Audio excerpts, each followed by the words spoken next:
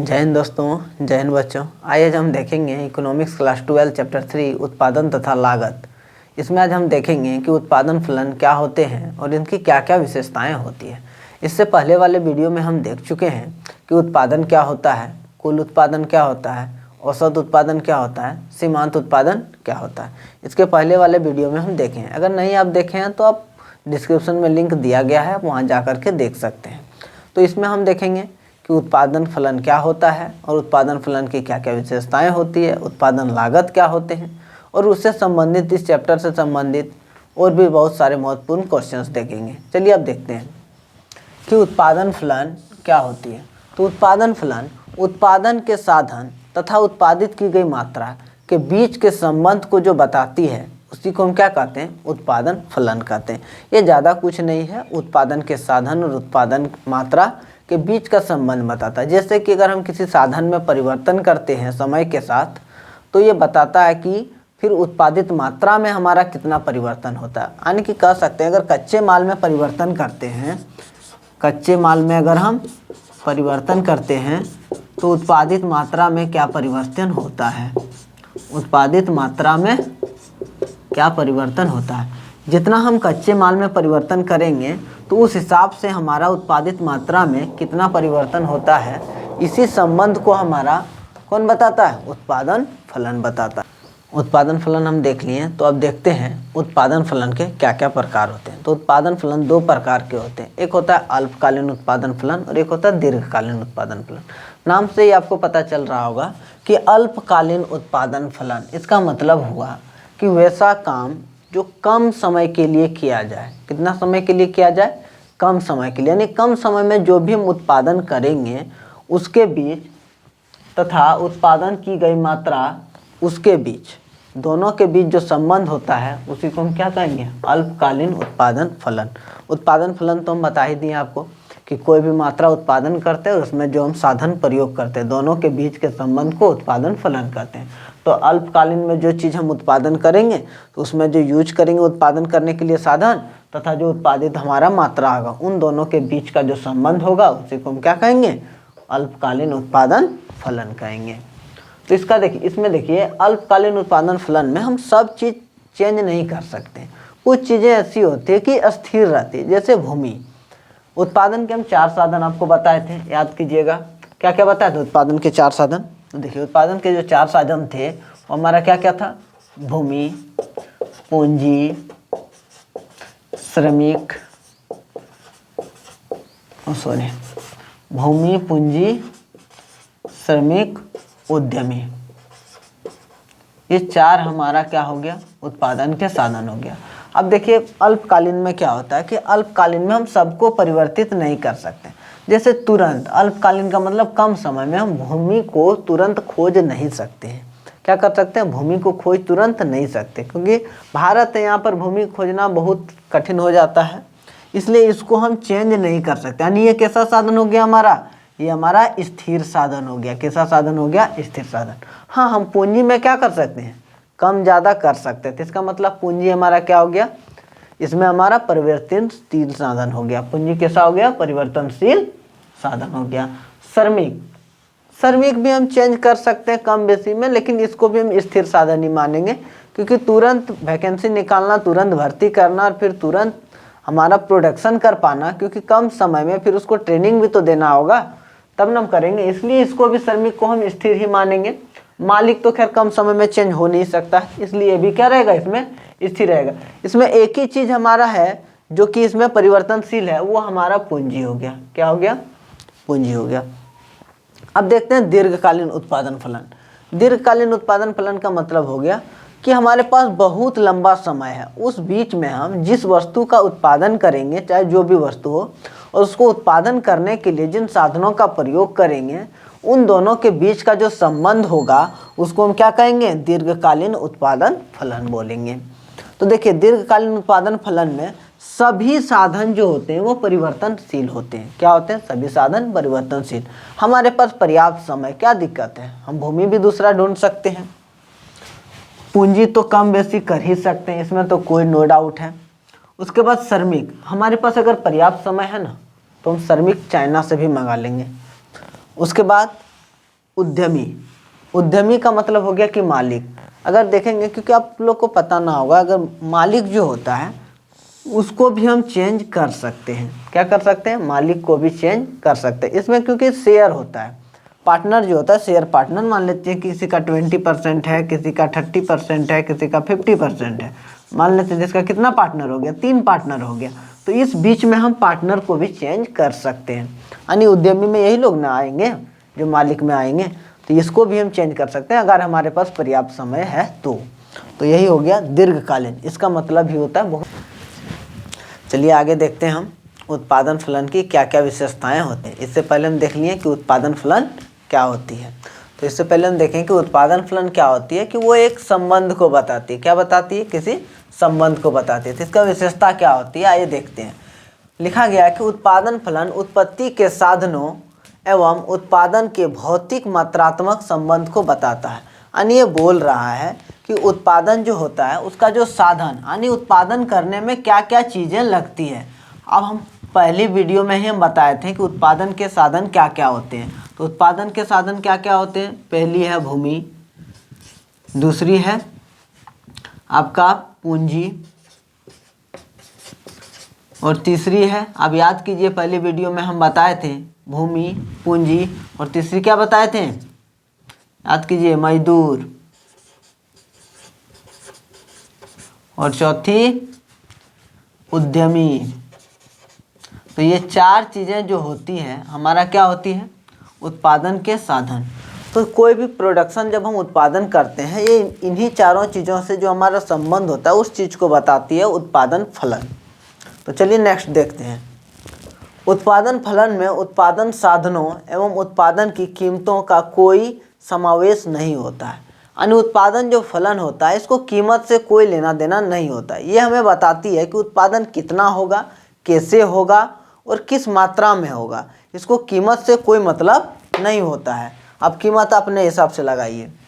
Next है, उत्पादन फलन का संबंध एक समय अवधि से होता है। उत्पादन फलन जो होता है इसको टाइम से मतलब रहता है और कोई चीज़ से मतलब नहीं रहता है। तो टाइम से किस तरह से मतलब रहता है कि कितना समय में हम उत्पादन कर सकते हैं और उसका क्या तकनीक हम लगाएंगे, ये उस पर डिपेंड करता है। उसको ये मतलब नहीं रहता कि उसमें हमारा कितना पैसा लगेगा, उसमें क्या लगेगा, इसको उससे कोई मतलब नहीं होता है। नेक्स्ट देखते हैं, उत्पादन फलन उत्पादन का तकनीकी सारांश प्रस्तुत करता है। तो उत्पादन फलन क्या करता है कि उत्पादन हम किस तरह से करेंगे, उसमें क्या मटेरियल यूज करेंगे और क्या यूज करने से हमारा प्रोडक्ट का क्वालिटी जो है वो बेहतर होगा, वो उस चीज़ सारे चीज़ों का ये सारांश करने का मतलब है वो समरी पेश करता है। तो क्या होता है, ये चारों विशेषताएं जो है एग्जाम के पॉइंट ऑफ व्यू से बहुत ज़्यादा इंपॉर्टेंट है। आप इसको कॉपी में नोट कर लें। चलिए हम देखते हैं अब पैमाने का प्रतिफल क्या होता है। पैमाने का प्रतिफल जो होता है वो दीर्घकालीन उत्पादन फलन को प्रदर्शित करता है। क्या करता है? दीर्घकालीन उत्पादन फलन को ही प्रदर्शित करता है। क्योंकि पैमाने का प्रतिफल कहने का मतलब है कि उस पैमाना में जो हमारे उत्पादन का पैमाना है उसमें परिवर्तन करना होता है। और आप जानते हैं कि अल्पकालीन उत्पादन फलन में उसका हर एक साधन स्थिर होता है, केवल पूंजी को अगर छोड़ दिया जाए तो। लेकिन दीर्घकालीन उत्पादन फलन में हमारा हर एक चीज़ क्या होता है? परिवर्तनशील होता है। इसलिए इसमें हम क्या करते हैं, उसके हर एक साधन को परिवर्तन कर सकते हैं और परिवर्तन करने के बाद हमारा जो उत्पादन है उसमें भी परिवर्तन आता है। तो उसमें जब परिवर्तन आता है तो या तो हमारा उत्पादन बढ़ जाएगा, या तो कम हो जाएगा, या तो उतना ही रह जाएगा। तीनों में से कुछ तो होगा। तो उसी को हम क्या कहेंगे? पैमाने का प्रतिफल, यानी कि हमारा क्या रिजल्ट आ रहा है उसी को हम क्या कहेंगे? पैमाने का प्रतिफल। यहाँ देखिए यहाँ लिखे भी हैं, पैमाने का प्रतिफल दीर्घकालीन उत्पादन फलन को प्रदर्शित करता है।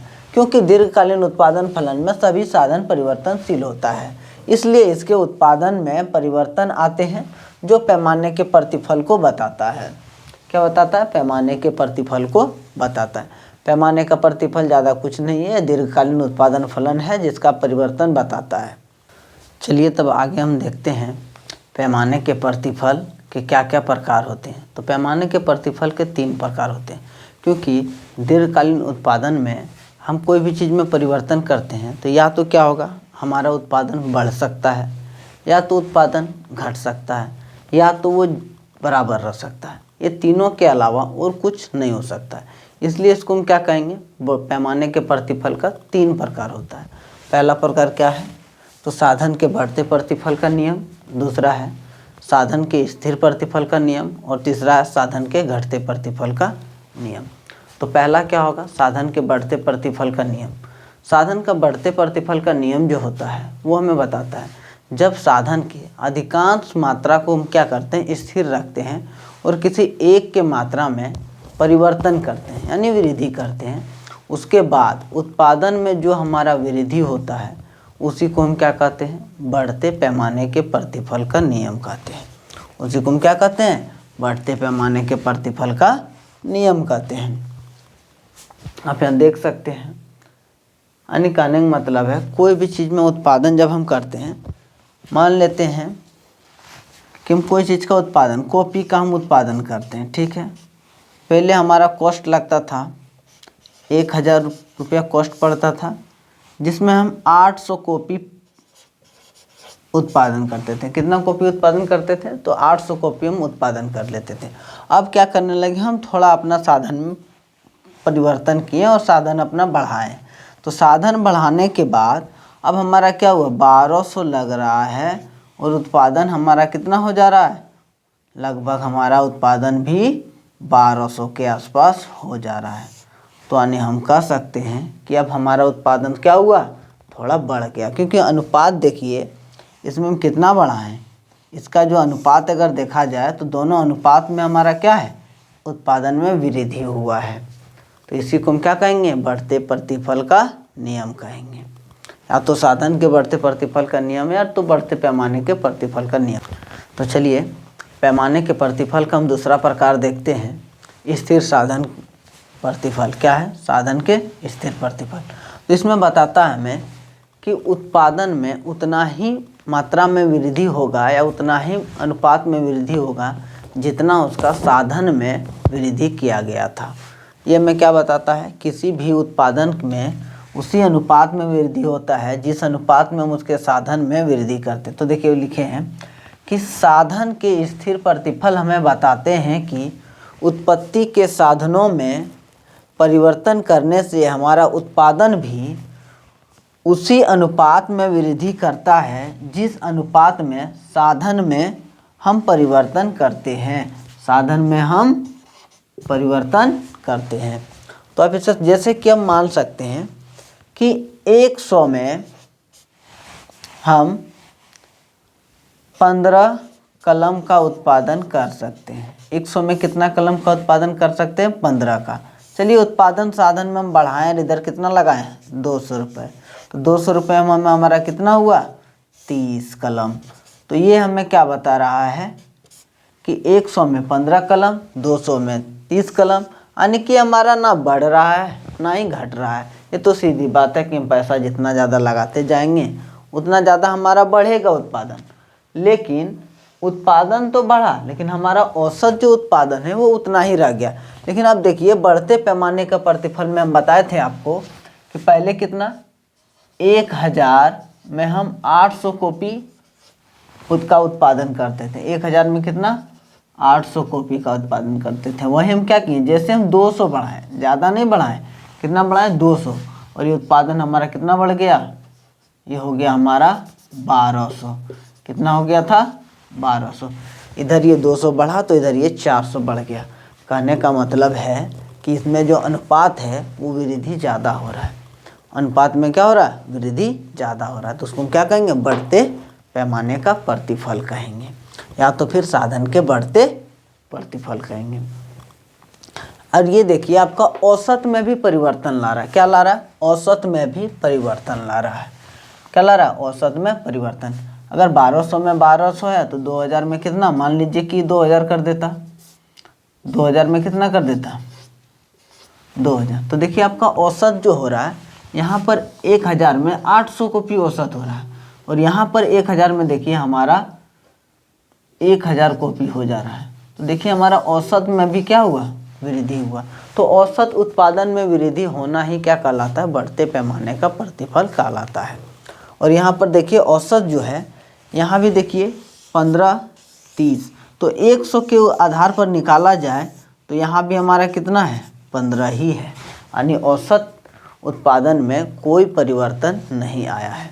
तो चलिए अब इसका नेक्स्ट भाग देखते हैं हम, साधन के घटते प्रतिफल का नियम।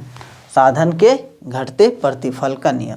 देखिए साधन का जो घटते प्रतिफल का नियम है वो हमें क्या बताता है। साधन का घटते प्रतिफल, जब हम साधन के किसी मात्रा में परिवर्तन करते हैं तो उत्पादन में हमारा परिवर्तन होता है। तो उत्पादन में जो परिवर्तन होता है वो उस अनुपात से कम परिवर्तन होता है जिस अनुपात में हमारा उत्पादन का साधन में परिवर्तन होता है। मान लेते हैं यहीं पर, यही देख लीजिए कि पहले हम 1000 इधर मिटा देते हैं, नहीं तो आप कंफ्यूज करेंगे।